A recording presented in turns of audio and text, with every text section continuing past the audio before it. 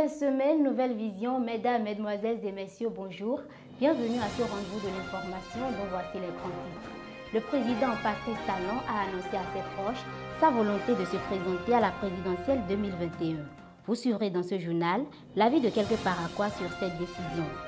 La voie qui connecte les populations des quartiers Arafat 1 et 2 est coupée par un marigot. Une situation qui perdure depuis quelques années, mettant en difficulté la vie des citoyens que vous allez écouter dans ce développement.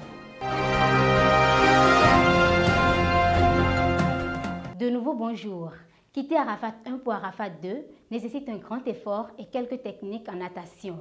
Enfants, adultes et vieillards sont obligés de se battre pour traverser le marigot afin de se rendre à l'école ou à leur lieu de travail. Ali Outounde et Spiro Aladasinvo ont suivi la scène pour vous. Les dernières pluies qui s'abattent à Parakou donnent du fil à retordre aux populations du 2e arrondissement. Et pour cause, l'unique voie qui relie Arafat 1 à Arafat 2 est actuellement envahie par d'inquiétants ruissellements d'eau. La vie que nous, les habitants d'Arafat 1 et 2 menons est pitoyable.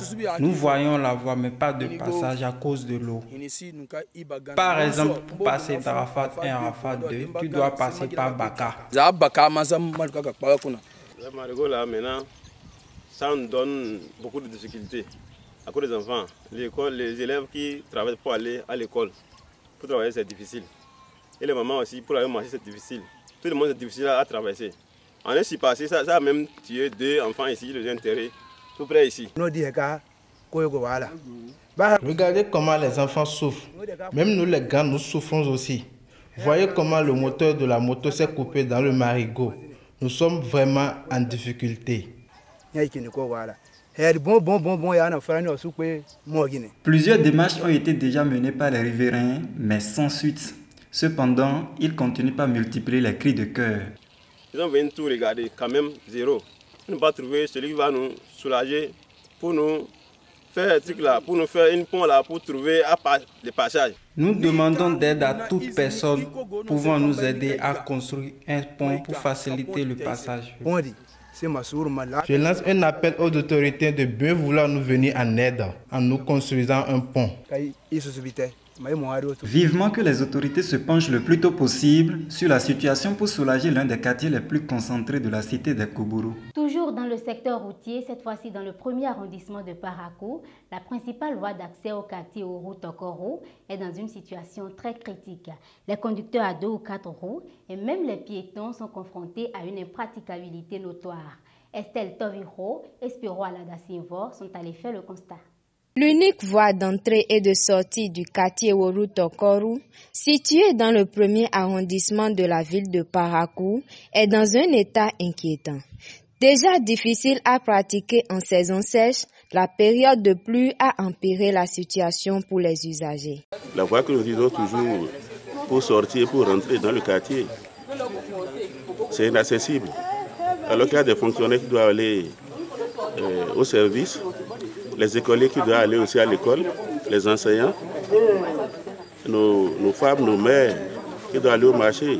Vivant le calvaire au quotidien, ils invitent les autorités paraquoises à la réaction. Nous demandons aux autorités, à l'échelon supérieur, de voler à notre secours.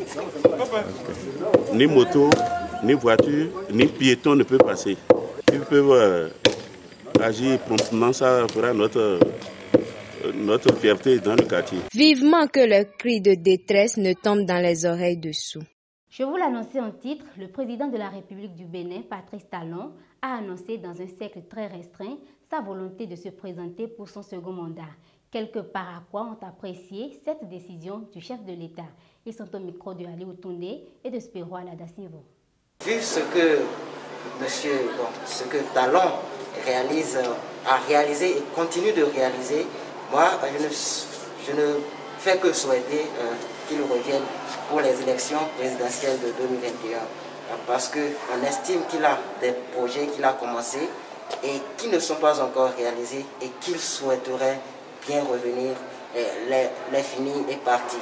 Et lorsqu'on voit les faits qui se passent dans le pays actuellement, où les gens marchent même du nord au sud pour susciter sa candidature, bon, je crois que le peuple attend son retour, qu'il revienne pour les élections présidentielles de 2021.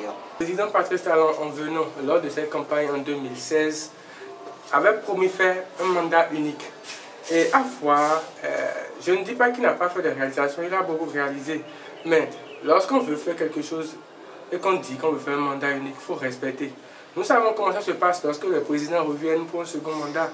Et nous savons comment est-ce que le pouvoir pour eux est difficile à relâcher. Et lorsque le président Patrice Talon dit qu'il va revenir, pourquoi il va revenir avec tous ces réformes-là qu'il a faites? Il pouvait avoir un dauphin ou former quelqu'un qui pourrait le remplacer. Mais pourquoi revenir alors qu'il avait promis un seul mandat?